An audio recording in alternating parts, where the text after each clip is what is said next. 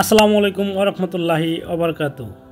হাদিস অনুযায়ী সর্বশেষ ব্যক্তি যিনি জান্নাতে প্রবেশ করবেন, এটি এমন এক ঘটনা যা আল্লাহ তাআলা অসীম করুণা, দয়া এবং মানুষের প্রতি ভালোবাসার নিদর্শনকে প্রকাশ করে।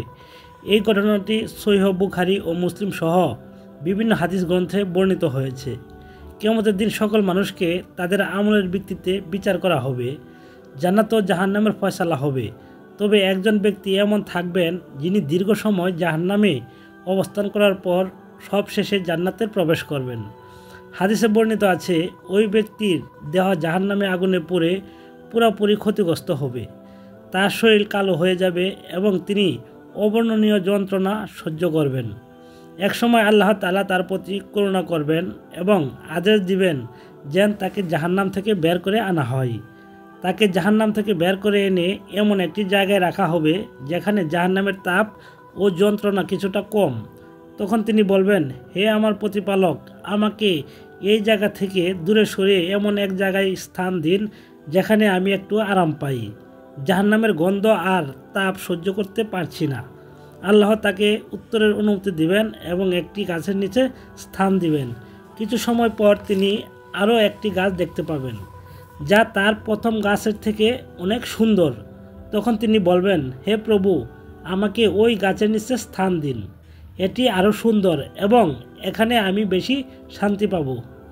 আল্লাহ তাআলা বলবেন, হে আদম সন্তান, তুমি কি এর আগে আমার কাছে এমন আবেদন করনি?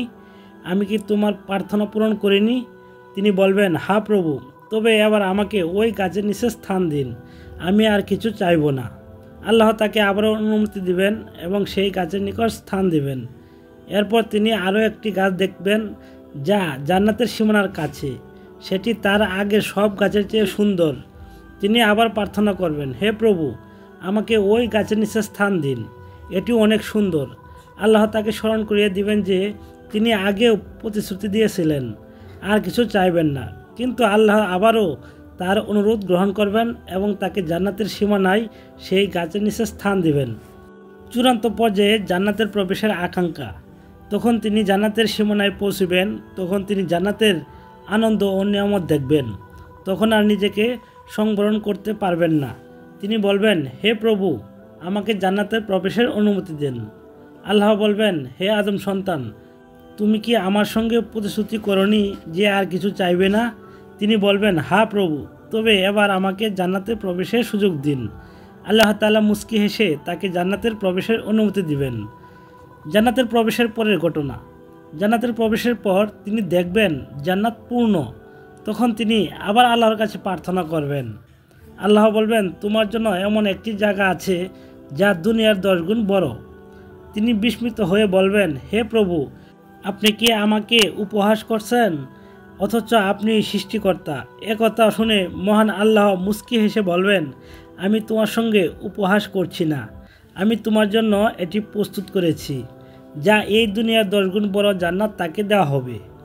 আল্লাহর করুণা অসীম।